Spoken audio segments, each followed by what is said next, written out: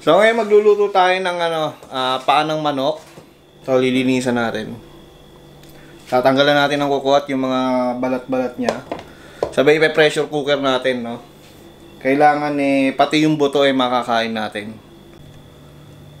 So ugasan lang muna natin ng maigi to. At tanggalin yung mga extra balat.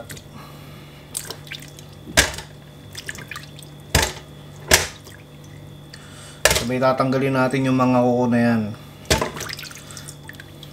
At ngayon mga kalabog, tatanggalan naman natin ng kuko.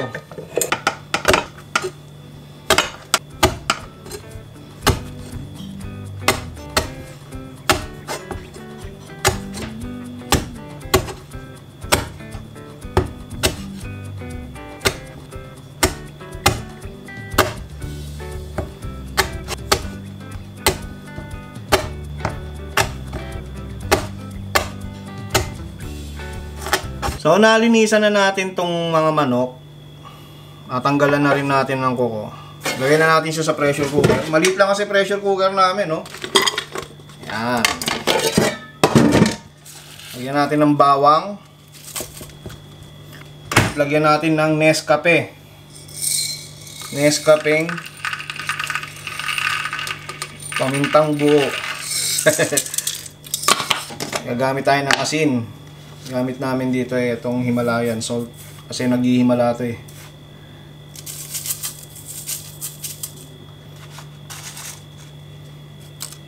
Yan, mga tatlo. Then tubig.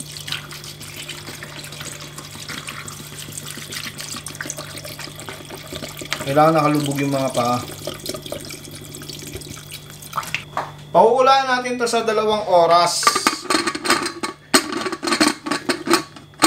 2 oras na yun, mag-i-start after ng sipol. Diba, sumipol na, dun pa lang tayo mag-i-start magbilang ng 2 hours na pakulo.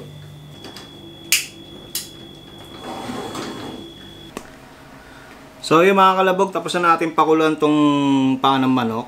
Ito na itsura niya. At sobrang lambot na niya, no. Kailangan lang natin banlawan to. Sobrang lambot na niya. Pakita ko sa inyo. Ayan o. Buto yan, nadudurog na o. So sa breading natin, gagamit tayo ng crispy fry.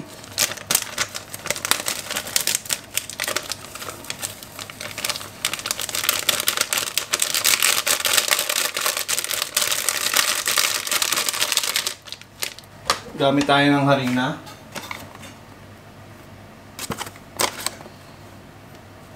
Cornstarch.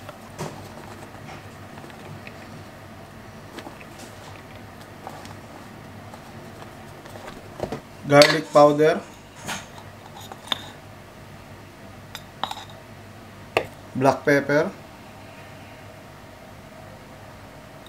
At iodized salt. Mix lang natin ng maigi. And then, iprito na natin. Lalagay lang natin yung paa ng manok ng ganyan. Coated lang natin siya.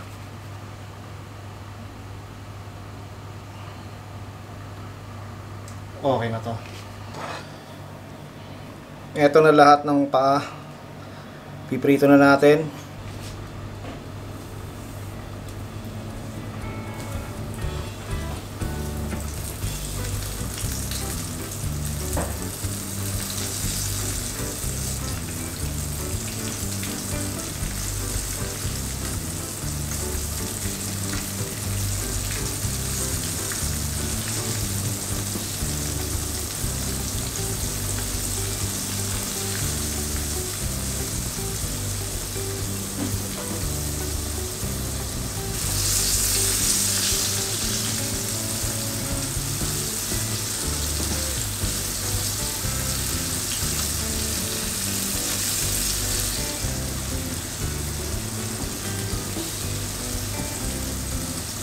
Feeling ko mga kalabog okay na to.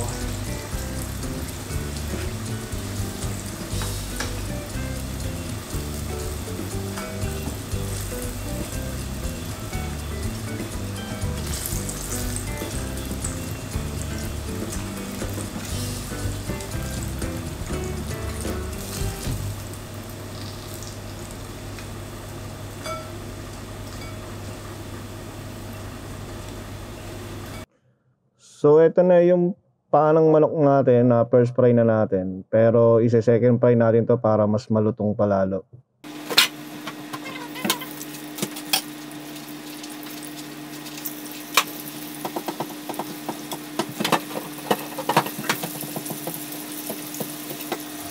Pwede na natin hanguin to. Kasi mabilisan na ito mga kalabog.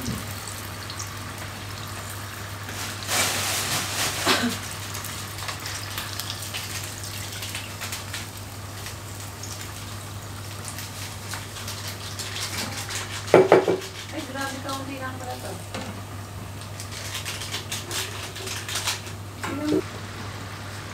Okay na to. Hanguin na natin.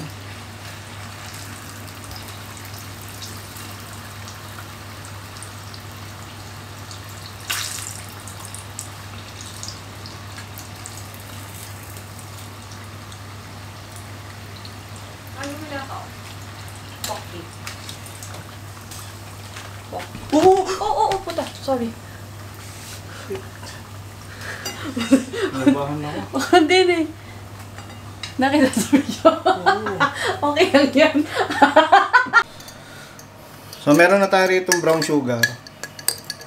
Nalagyan na natin ito ng sibuyas, bawang at paminta. Nakapagiwa na rin tayo ng sibuyas. Maraming sibuyas.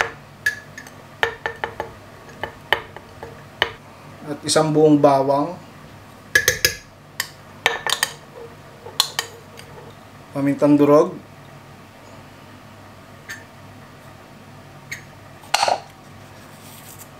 Himalayan salt. Suka. Kahit anong suka.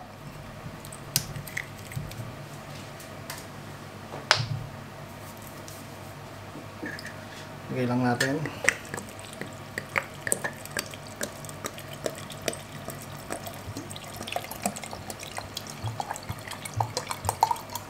Magdadagdag pa tayo ng suka dito.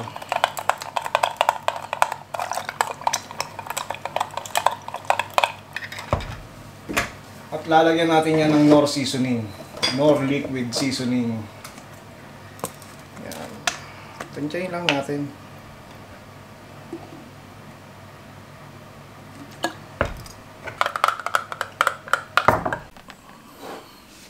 So ayun mga kalabog, ito na ang ating paa ng manok at pati ang buto makakain nyo. Tikman na natin. Ang ganda ng pagkakaluto. Ito na rin ang suka natin. Walang sili.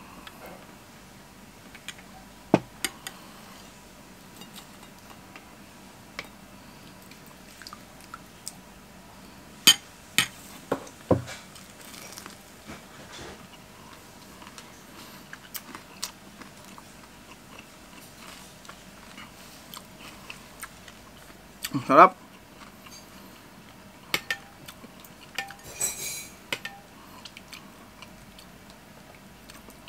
Malutong.